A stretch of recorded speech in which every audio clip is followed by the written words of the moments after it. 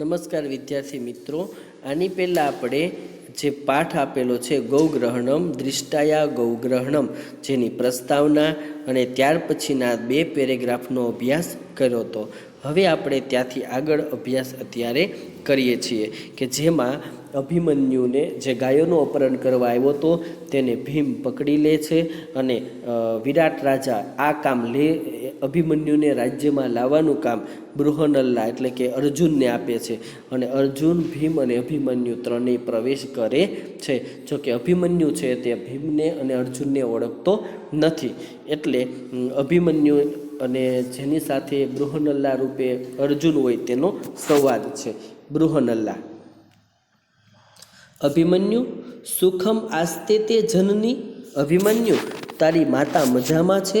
અભિમન્યુ: કથમ કથમ જનની નામ. કેમ કેમ માતાને પણ નામથી બોલાવો છો? અને ત્યાર પછી એક શ્લોક આવે કે કિમ ભવામ ધર્મરાજ, શું તમે ધર્મરાજ છો એટલે કે યુધિષ્ઠિર છો? મેં ભીમ, કે મારા ભીમસેન છો? કે ધનંજય, કે અર્જુન છો? યનમાં, કે તેમની જેમ એટલે કે ધર્મરાજ, ભીમ, યુધિષ્ઠિર, ભીમ અને અર્જુનની જેમ.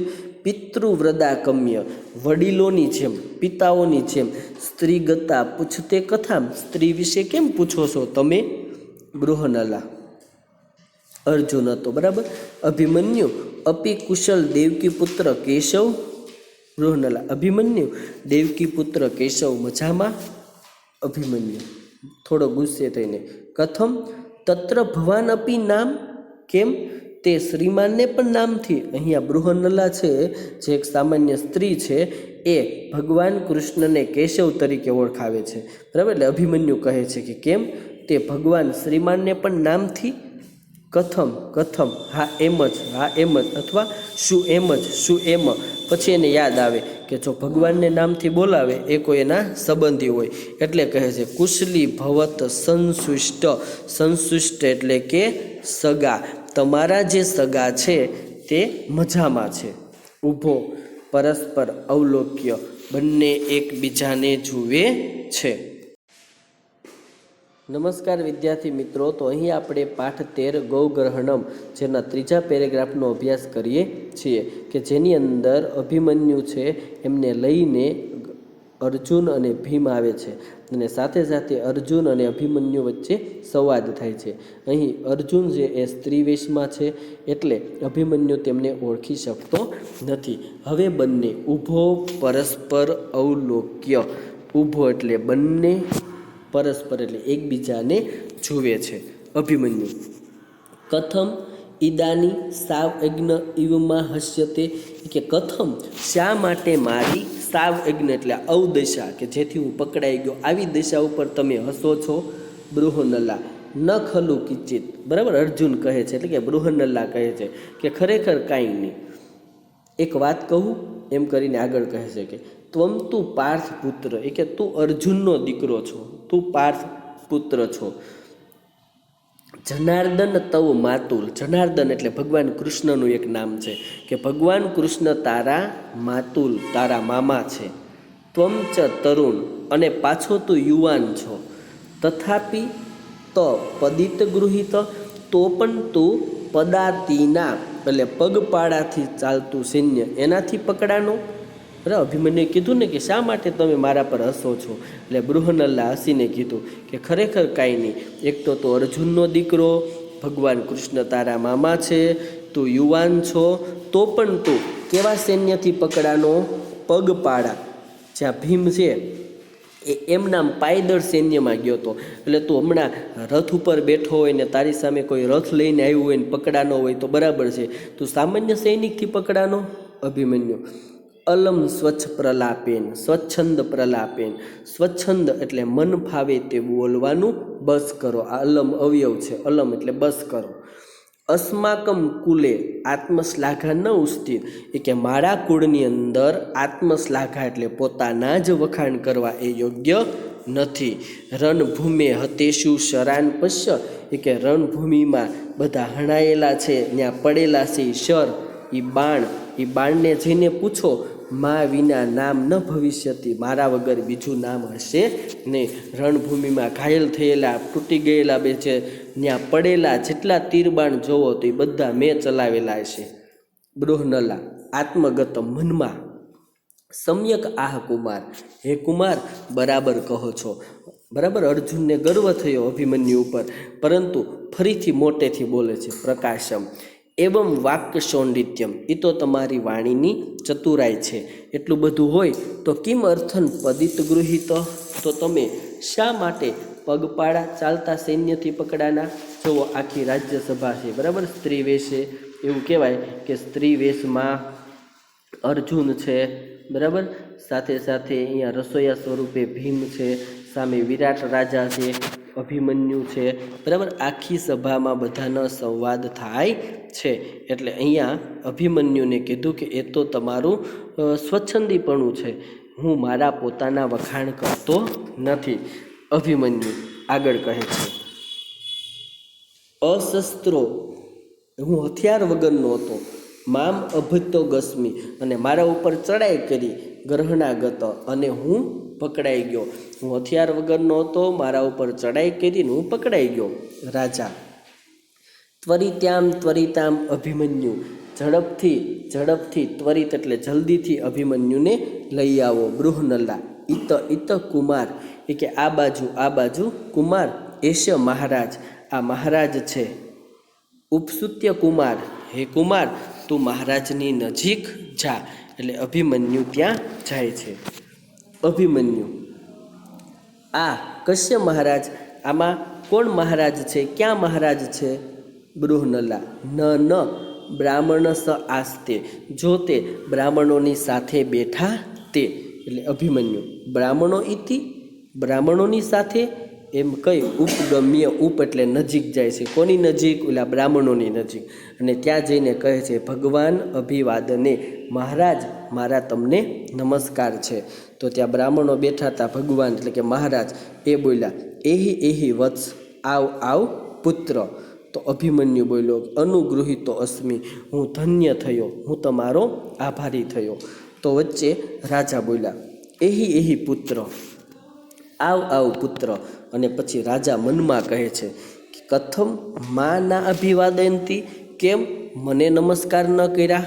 ઓહો ઉત્સુક્ત ખલુ અયમ ક્ષત્રિકુમાર, અરે અયમ ક્ષત્રિકુમાર, આ ક્ષત્રિકુમાર ખરેખર ખૂબ ઉત્સુક્ત, અભિમાની છે.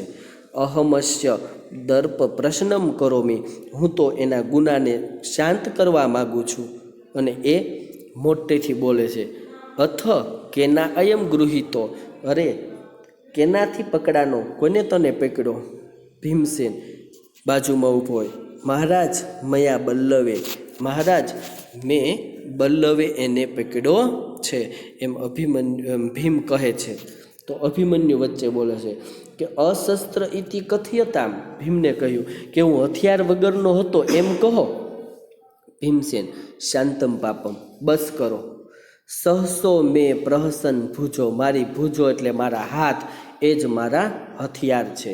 ધનુ તો દુર્બલ ગ્રહ્યતે, ધનુષ્ય તે તો દુર્બલ વ્યક્તિ હોય એ ગ્રહણ કરે. અભિમન્યુ કિમ ભવાન મમ મધ્યમતાત, અભિમન્યુને થોડીક આમ પરિચય થયો કે શું આપ મારા મધ્યમતાત, મારા પિતા છો?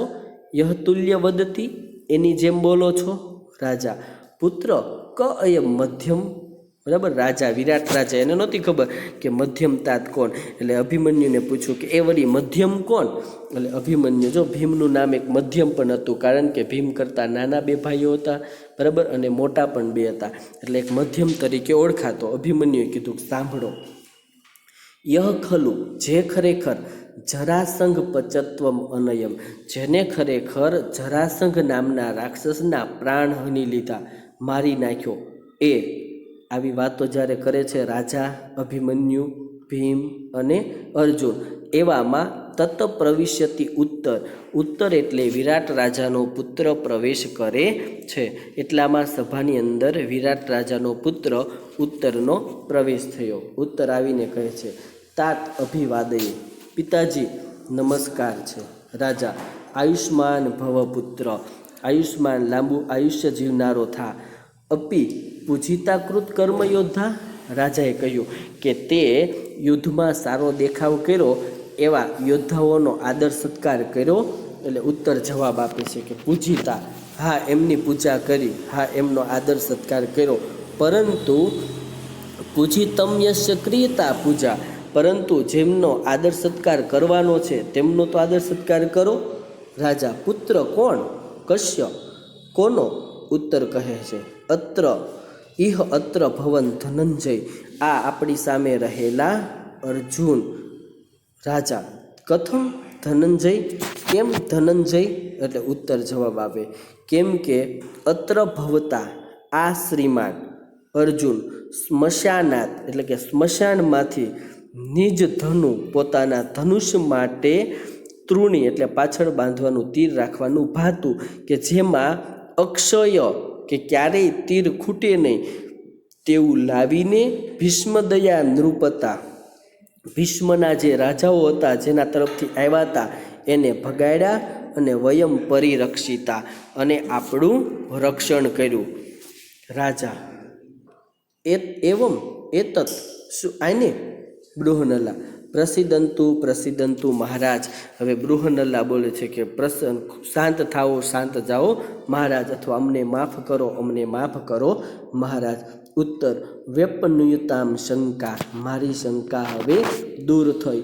અયમ એવમ ધનુર્ધર ધનંજય, આ જ શ્રેષ્ઠ ધનુર્ધારી અર્જુન છે. બૃહનલા, યદિ અહમ અર્જુન તહિ અયમ ભીમસેન, જો હું અર્જુન હોય તો આ ભીમસેન છે. અયમ રાજા યુધિષ્ઠિર, તો આ રાજા યુધિષ્ઠિર છે. અભિમન્યુ, ઇહ અત્ર ભવંત મે પિતર, અરે આ વડીલો, આ શ્રીમાન મારા વડીલો છે. તેન ખલું, તેથી જ ખરેખર, એમ કરીને એક શ્લોક બોલે છે. એને યાદ આવ્યું કે ન ઋષ્યંતી મયા, મારાથી રિસાણા નહીં. હસંત સિપ્તમમાં, મને હસી કાઢ્યો, મેં એનું અપમાન કર્યું તો મારાથી રિસાણા નહીં. ખરેખર દૃષ્ટાયા ગૌગ્રહમ, આપણા પાઠનું નામ. ખરેખર આ ગાયોનું અપહરણ મારા માટે સારું રહ્યું, કારણ કે પિત્રો એન દર્શિતા, એનાથી મને મારા વડીલોના દર્શન થયા, મને મારા વડીલો જોવા મળ્યા. ઇતિ ક્રમે સર્વન પ્રણમતી, આમ અભિમન્યુ ક્રમમાં બધાને પ્રણામ કરે છે. સર્વ તસ્મે આશીર્વાદ વદંતી, અને બધા જ તેને આશીર્વાદ આપે છે. બરાબર. તો અહીંયા અભિમન્યુ છે જે ગૌગ્રહણ કરવા માટે ગયો તો તેના માટે આ ગાયોનું અપહરણ ખૂબ સારું રહ્યું. શા માટે? તો કે એનાથી એના વડીલોના દર્શન થયા. તો અહીં આપણે દૃષ્ટાયા ગૌગ્રહણમ પાઠ પૂરો કરીએ છીએ. આ પાઠમાંથી ટૂંકનોંધ, અનુવાદ વારંવાર પરીક્ષામાં પૂછાય છે, માટે સારામાં સારી તૈયારી કરવી.